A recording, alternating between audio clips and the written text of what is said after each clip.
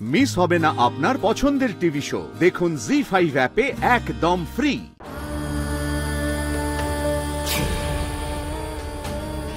লাইটটা অফ করো প্লিজ।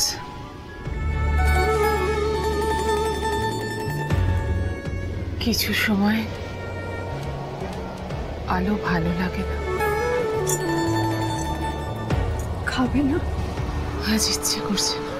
তোমার যে মনটা খুব খারাপ সেটা আমি বুঝতে পারছি মা। মন খারাপ ঠিকই, কিন্তু ঠিক কি কারণে মনটা খারাপ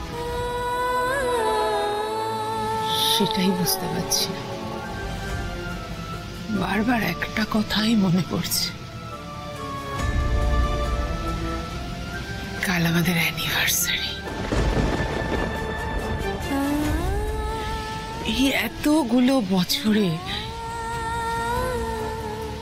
এইরকম অ্যানিভার্সারি আমি কোনোদিন কাটাইনি। আজ মনে হচ্ছে জীবনের এই পথটায় আমি একেবারে একা। তুমি এভাবে কেন বলছো মা?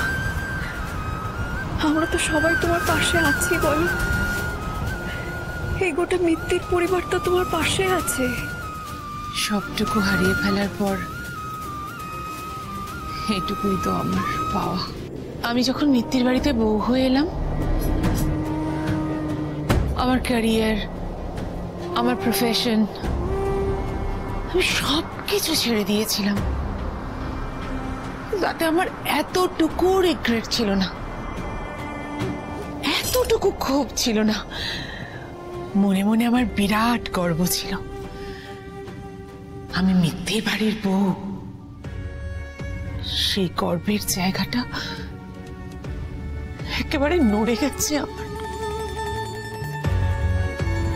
আমার মুখে হয়তো এই কথাটা মানায় না। আসলে আমি তো এখনো এই মিত্তির বাড়ির বউ হয়ে উঠতে পারিনি। কিন্তু কি জানো মা, এই মিত্তির বাড়ির সাথে না আমি একটা অদ্ভুত মায়ায় জড়িয়ে পড়েছি। দাদু দিদার ভালোবাসা, স্নেহ, আমি যেন নিজেকে ধন্য মনে করে, বিশ্বাস করো। জুনিয়র মিত্তির বাবু সব সময় আমার পাশে থাকে। এই মিত্তির বাড়ির মায়া কাটানো অত সহজ নয় মা।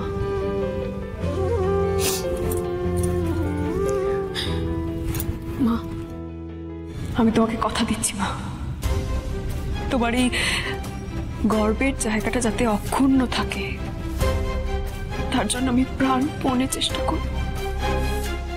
আমার উপর এইটুকু বিশ্বাস রেখো।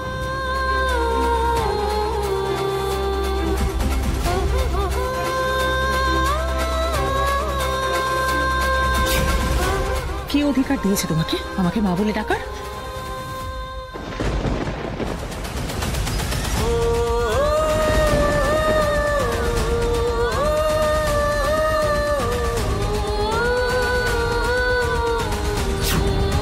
আমি তো এখনো এই মিত্তির বাড়ির বউ হয়ে উঠতে পারিনি।